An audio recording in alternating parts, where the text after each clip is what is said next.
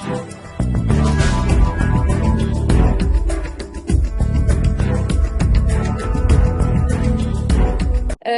we are joined by Captain Gary Yuri Tabach. He's a retired U.S. Navy officer and a prominent voice on transatlantic security, NATO affairs, and U.S.-Ukraine relations.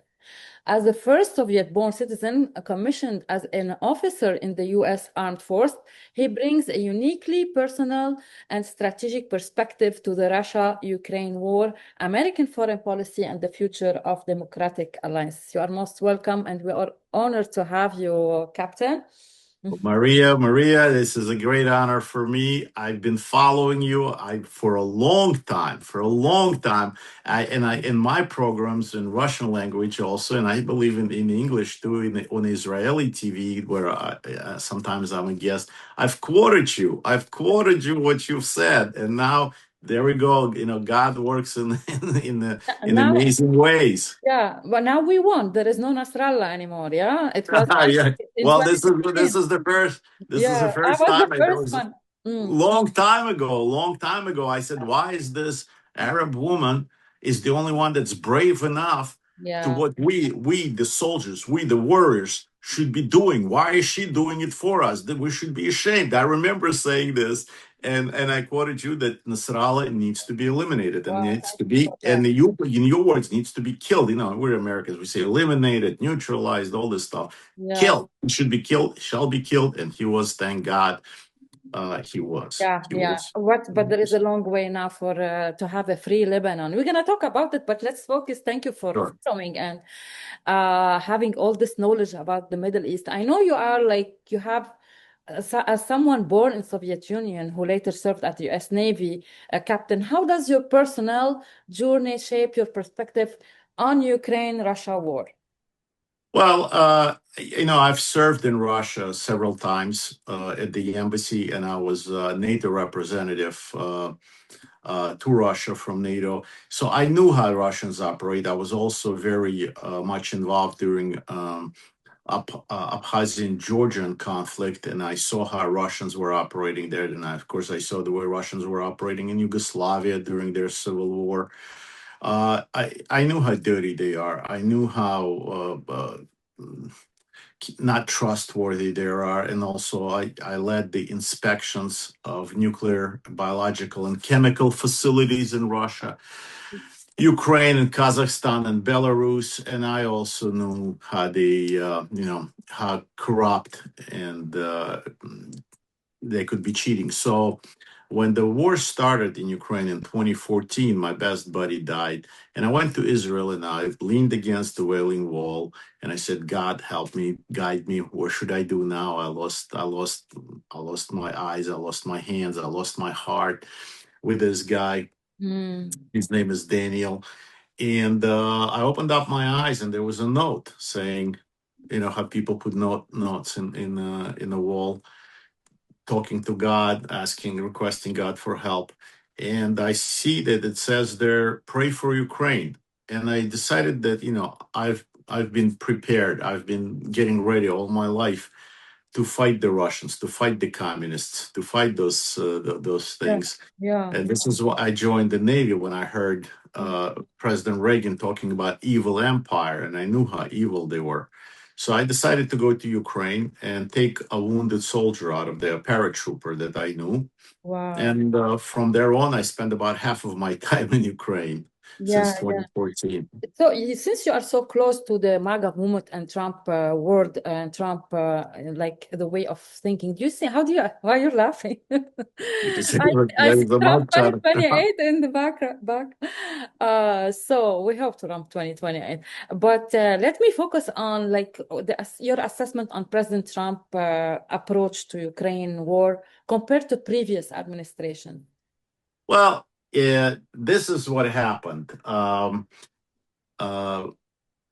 When President Biden took office, and the Russians, of course, did not miss the chance, Putin, a KGB thug, did not miss a chance to attack Ukraine. Of course, President Biden said, if it's going to be a small invasion, it's okay. If it's not a big invasion, instead of taking our troops, what has been done under President Trump, into Ukraine, conducting exercises there, like sea breeze exercise, keeping our fleet in the Black Sea. President and the Russians didn't do anything. As a matter of fact, under President Bush, Russians left Georgia that way because he took our fleet into the Black Sea. President Biden took our fleet out. He took our embassy out, which we haven't done even in Iraq or Afghanistan. We haven't done that during World War II from Great Britain or Russia when the Germans were only a few miles away, 4 kilometers away from Moscow. So when you do that, you kind of open up the gate and you say, okay, come on in. We're not going to do anything. And then the Lend-Lease comes in, and by supermajority, our Congress, American people vote for Lend-Lease for Ukraine, and President Biden does nothing. When Prigozhin, a soldier of fortune, criminal, is advancing into Moscow to President Biden gives orders not to conduct any military advances against Russians to Ukrainians. Let Putin settle. So I'm saying to myself, why is this happening? And the final nail was there was an ambassador U.S. ambassador to Ukraine, Maria Yonovich, who was really fighting Trump. She wasn't. She was very anti-Trump, which to me, and I've been stationed to 4 embassies, and I worked for 5 ambassadors. It's a president, a United States president in that country. That's who the ambassador is. Why is she? I'm being told she's that she against goes. the foreign policy of the administration. She was It's beyond that. I'm told, I haven't heard her say that, but I was PNG'd out of embassy. I was a guest of honor at the Marine Bowl, and then she says she crossed me out and says, no, I'm not invited. Why? Because I'm told on all the TV shows there that I was invited to, that your ambassador is saying that we shouldn't cooperate with President Trump because he's going to be impeached any day. So there's no point in it. So I said, no, she can't be saying that. She is President Trump in the country. So eventually she was removed. But then when President Biden ordered, after our shameful and treacherous withdraw from Afghanistan, betraying our allies, betraying our friends, leaving Americans behind. It was very discouraging for me. And then that was a scandal. Yeah, it was terrible. Nobody wants to be part of losers. Yeah. And then when we withdrew our embassy from Kyiv, opening up Ukraine for an attack. I mean, we didn't attack them, but we took the lock of the gate. Yeah, you just encourage Putin. But yes, we could have had our exercise there. We could have had our fleet in Black Sea. We could have kept our embassy there. Everybody followed us, escaping, keeps opening it up for bombings. But President Trump said all the time yes, that if he was president, the war wouldn't happen. Right. No, absolutely. It would have never happened. And what hit me the hardest, Maria, was this. In 1992, I was traveling with Ambassador Salgo, best friend of President Reagan, and I was his assistant, opening up embassies in all of the former Soviet republics, and Ukraine was one of them. And at that time, they hired FSNs, Foreign Service Nationals, that are helping to run the embassy, but they're local hire. And one of the things they do is security. They provide, outside of security, directing people in lines, making sure, checking on our housing and things like that. And the first guy that was hired, one of the first guys, his name was Alexander. And I remembered him. He was a good-looking, big Ukrainian guy, and very, very professional. So this is 1992. Now, this is 2022. So it's 20 years later. He remembers me and he has my telephone number. He calls me up in February of 22 when the war started. 2 days later, I'm in Ukraine at the time. I'm still in Kyiv, and the Russian tanks are very close. Russian armor already gets into Kyiv. He calls me up and he says, Captain, they just left us here without money, They didn't take us with us. They just left us behind. I said, it cannot be. We don't do that. Especially you. You've served for 20 years. You could become an American citizen after, I think, 20 years or so. Apply for a green card. He says, no, they just left us. They didn't pay us. They just left us all. And I'm a senior security manager for FSNs, Foreign Service Nationals. He says, and I don't know what to do. I don't have anyone to call. The only person I know how to reach is you. Yeah, I heard. And I felt like we have just betrayed our American ways, betrayed our friends, the guys who were providing our security for us, people who provide food for us, people who were cleaning our embassies, people that did so much and drive us around. And all of a sudden, we just dropped them and left them like in Afghanistan. Exactly, it's the same way they did. Thank God I had a friend, very good man, who's a high-level State Department official. I served with him in Moscow, in Russia, and I just called him. I picked up the phone and I called him and I said, buddy, this is not right. This is not us. I'm not leaving Ukraine. Because they were wanting me to leave Ukraine as well. I said, then I'm going to stay with those FSNs, and I'm retired. I'm old. And I said, this is not, and he said, Yuri, he called me Yuri. He says, Yuri, I'm working on it. Trust me, I'm working it. It's a mistake. It's a huge mistake. What we did, we're going to correct that. And thank God they did correct it. And then the Russians, thank God, also pulled out of Kyiv, and these people were safe because they would have been the first one to be. And this is why I got so involved in it. And I started to say, we're as Americans. I pledged the allegiance to the United States twice. Once as a new citizen, naturalized, second time as an officer. So I wasn't gonna back out of it. And this is good. You have these feelings toward Ukraine. How do you see President Trump reaching peace in this regard, and how his way of dealing in this war can accelerate peace talk? And do you think he will succeed? Well, especially his relationship with Putin. Sometimes Putin fear Trump a little bit, no? Yes, I think you're absolutely correct. I think Putin only holds in regard one individual in the world. He disregards everybody else. He doesn't care. The only one he thinks or he believes he has to listen to or talk to is President Trump, no one else. Of course, he thinks that President Obama, who put veto on lethal weapons that our Congress allowed in 2014 for Ukraine to get, and then only President Trump lifted it in 2016 when he became a president. And this is what Ukrainians got, and they were able to repel with those weapons, with Stingers and Javelins, the Russian attack. So he realizes that President Trump is the one who has been dealing with all kinds of people, government bureaucrats, mafias, corrupt individuals. Being a builder in New York and being a developer in New York, you deal with all kinds of people. And for 10 years, they've been trying to dig up dirt on him. They can't dig anything up on him. So it means the man is a saint, really. I think if they would dig so deeply on me, they would find a lot of stuff. But for him, I mean, how could the man be a developer, in New York and haven't done anything wrong? So I think he's a winner.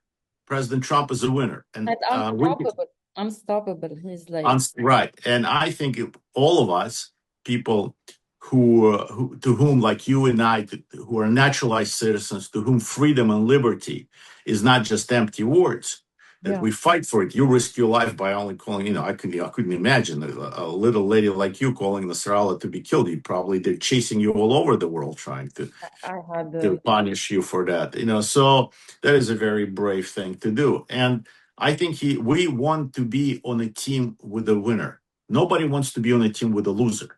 I can prove it by saying to you of our recruiting. I can't stand Democrats coming back to power because it's like you are dead. You have no. Well, it's because you and I we lived through that. We lived under so-called Democrats, in fairness and social justice rulers. Oh my And, God. we don't want that. We see that. So Unfortunately, many how do you see Americans don't. Iran's involvement in Ukraine and how this conflict she is involved regarding drones and also maybe some alliances kind of with You Russia? mean with the Russians? Yeah. Iranians, sure. But I want to finish the thought that I'm saying I can prove that we're on a team of a winner by recruiting numbers in our military.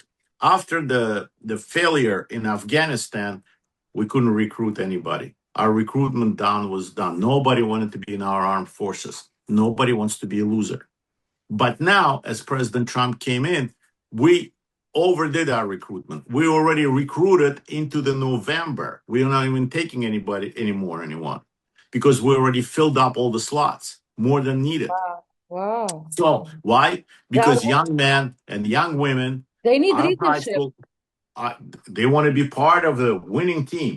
And We the all want to be part of the winning team. So President Trump is a winner, and he has accomplished a lot, considering that everybody's trying to fight him, considering that he's the only one. Europeans don't want it. Putin doesn't want it. Zelensky doesn't really want it to end the war. The only individual who wants to end this war, to stop the killing, mass killing, is President Trump, and he has been successful in many countries to do that. But as he says, he didn't expect it to be that difficult in Ukraine, because Why? Ukrainian media, and this is what I've been fighting in Ukrainian media, the entire Ukrainian media associated with Ukraine for 10 years, for a decade, been, as they say, you plug in coffee maker, you plug in an iron, and you will hear Trump is the enemy. Trump is a Russian agent. Trump works for Putin. Trump hates Ukrainians. Trump is a rapist. Trump is stealing. He's a thief. He's this. All this Trump propaganda, kind of like Goebbels propaganda in Germany, or the Islamist propaganda in Iran, Afghanistan, and so forth, when people don't hear anything else. And I think I was the only one that was in Ukraine itself, defending President Trump's position, saying, no, that is not true. What you're saying is a lie. What you're saying is a fake. One day, a day after, every day. So I think I that, saw tweets of you that are all on social media. You believe that it's a war, effective war, a battlefield to go through. I mean, do you think this is effective, like fighting in social media and telling the truth about Trump, real person, real leader? well, I mean, what else can we do? I can't fight with a gun, Yeah, of anymore. course, of course. So I fight this way, the only way I can do it. And because I was pronounced persona non grata in Russia, and I held security clearances in the United States, I have some credibility. And a lot of Ukrainian generals and soldiers and officers and just good people, regular people who work every day in Ukraine, they do listen to it. They do listen to it. They do disagree with the media. They do not trust. Just like in the United States, we don't trust CNN anymore, or New York Times, or anything. Yeah. This is all fake, and this is what in Ukraine. But what happened there, it was understandable, because Ukraine was, and still is infected with Soros organizations. Yeah, just like You know, Lebanon as well. it's terrible, and the USAID. Well, now the Soros organizations dried out a little bit. That cow of USAID, President Trump has sacrificed, and we ate it. That's done. So they dried out on funds for it. But now Newsmax is coming to Ukraine, and they all just Oh, converted. The uh, metamorphosis happened Chris, immediately. Chris Roddy gonna give the good picture, yeah? Immediately, even though I keep saying, now you're working for Newsmax, and you completely changed your story. Now Trump is not the evil. He is not the devil. He's not the. Now all of a sudden you're inviting me to the programs, everything. You're trying to be objective. Well, it's hard.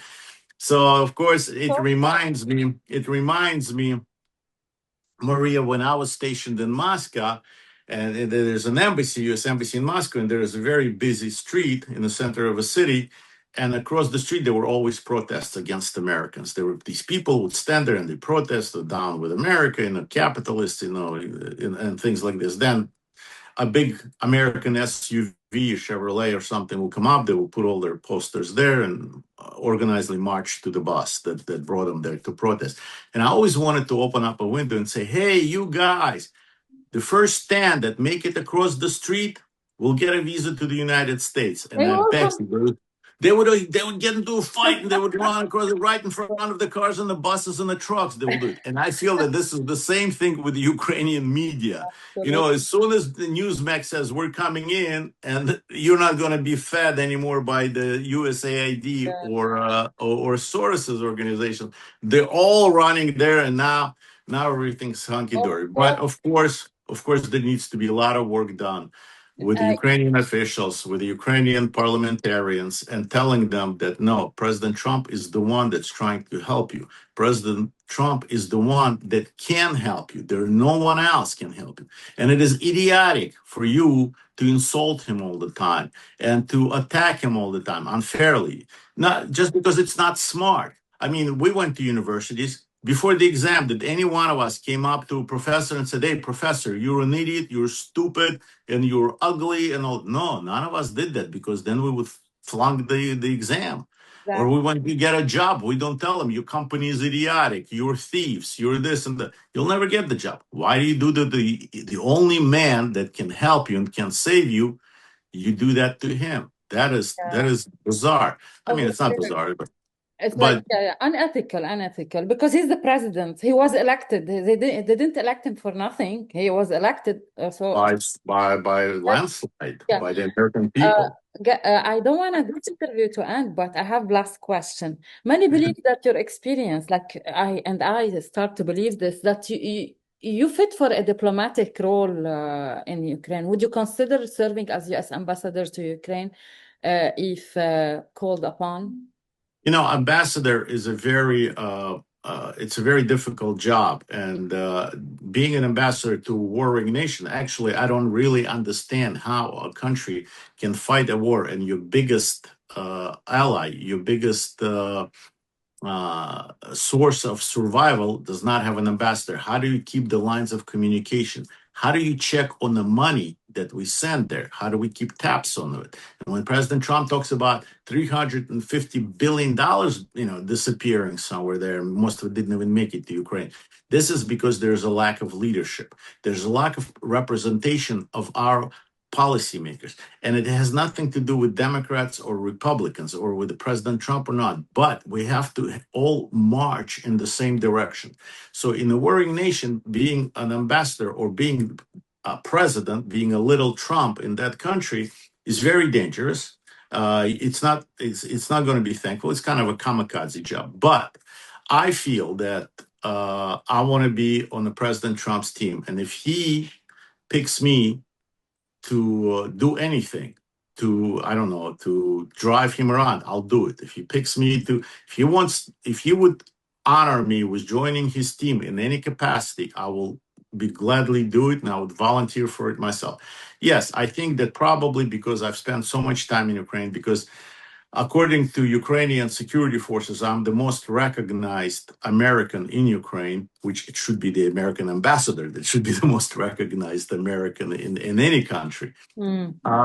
I think I probably could do it, but there are obstacles, there are difficulties with those things, and I think Ukrainians need to deserve to have our ambassador, whether it's me, whether it's somebody else, but it needs to be a very strong individual, an individual who understands something about war, fighting, and understands what Russia is, or be part of a subject, like the way you are about Lebanon. So I've spent my career dealing with the former Soviet Union. In the last 10 years, I've been in Ukraine, spending half of my time. Of course, I have many contacts and many people that I try to tell them that President Trump idea is good. He's trying to help him, help you.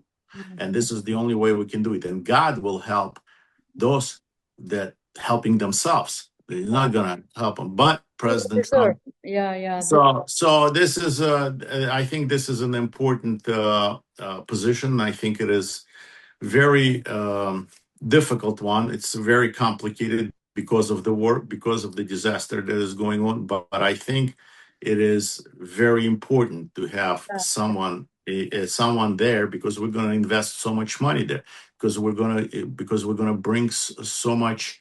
We're going to put so much effort into it. Yeah. So there needs somebody who will be an American that will put America first. Yeah, and this is why I'm gonna say thank you for your loyalty, and really thank you for your service, your clarity, and I wish you all the best and good luck. So, Maria, can I return a favor?